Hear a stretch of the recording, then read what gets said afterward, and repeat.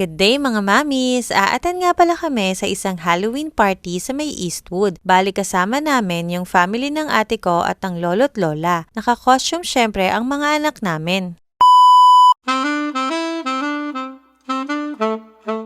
1 PM kasi yung event kaya dapat makaalis kami sa amin ng 12 ng tanghali. Bali magkahiwalay kaming sasakyan ni ate. Tapos sa amin nakasakay si papa at mama. Mga isang oras din yung biyahe namin papunta sa venue. Pagdating namin doon, madami na ring mga naka-costume na bata. After ng ilang minutes, dumating na rin sila ate. Bali hinintay muna namin yung mga asawa namin mag-park ng sasakyan. Syempre habang nag-aantay, nagpicturan muna kami ng mga bagets. Bali sila Zia at Yuna ay nag-costume bilang Wednesday sa Adams Family. Madami na rin tao dito kasi mag-uumpisa na yung program. Kaso parang naligaw ata mga asawa namin. Ang tagal magsipark ng sasakyan. Charot! Hindi na kasi mapakali yung mga bata at nagsisitakbuhan na. Pagdating nila daddy, inayos muna namin yung registration. Binigyan naman kami ng mga coupon dito para ito sa mga station dito sa venue. Bali wala kaming binayaran para sa bunso namin ni ate. Both kasi mga baby pa and 1-year-old pa lang. Una muna namin pinuntahan yung free loot bags namin. Bali tag-isa si Zia at yung pinsan niyang si Kuya Jacob. Binigyan din sila ng tag-isang pailaw. Sunod naman namin pinuntahan ay itong welcome drinks. Nakakatuwa kasi may eyeball candy yung drinks. Sunod naman itong cake pops. Ang cute din nito kasi naka-design din na pang Halloween. Aakit na kami sa 3rd floor. Doon kasi yung pinaka-party. Habang nag-aantay ng elevator, ginagaya ni Zia yung sayaw ni Wednesday. Syempre, hindi rin magpapatalo si Yuna sa ate niya. Kaso, nagpa-cute lang siya dyan. Charis! O si daddy may entry din. Pag akyat sa 3rd floor, kinuha naman namin yung loot box para sa adult. Aba, meron din pala kami mga Mars. Charis! Pumunta naman kami agad sa table namin pagkatapos kunin yung loot box namin. Dito pala kami sa table 18. Madami ring pagkain dito. Ang nakakatuwa, Halloween theme din yung itsura nila. Comedy si daddy, hindi pa tinawag yung table namin. Kumuha na agad ng pagkain. Hindi niya raw alam na tatawagin yung table number. Ang cute ng mga desserts nila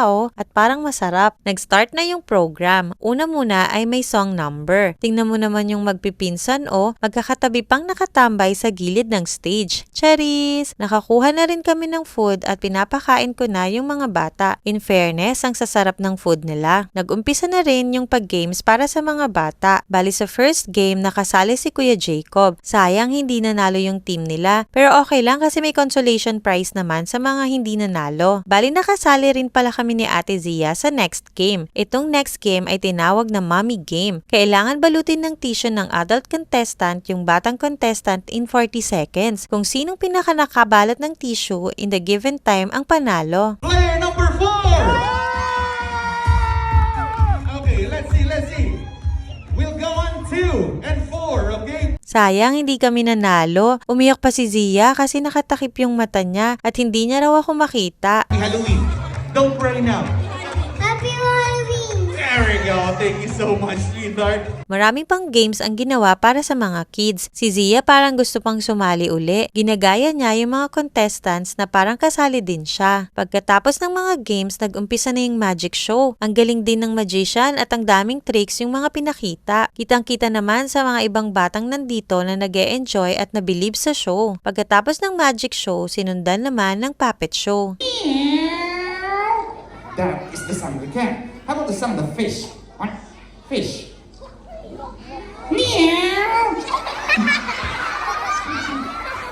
I said fish. Meow. Fish. Meow. Fish. Meow. What's that? Catfish. At ang huli, nag-perform yung mascot nilang Lion. Sakto, malapit sa pwesto namin pumasok, kaya kami yung unang nakakita sa kanya. Bali nagpakitang gilas ito sa pagsayaw at lalong pinasaya yung mga bata dito. Super nag-enjoy yung mga bata at syempre nabusog din kami. See you sa next video. Bye-bye!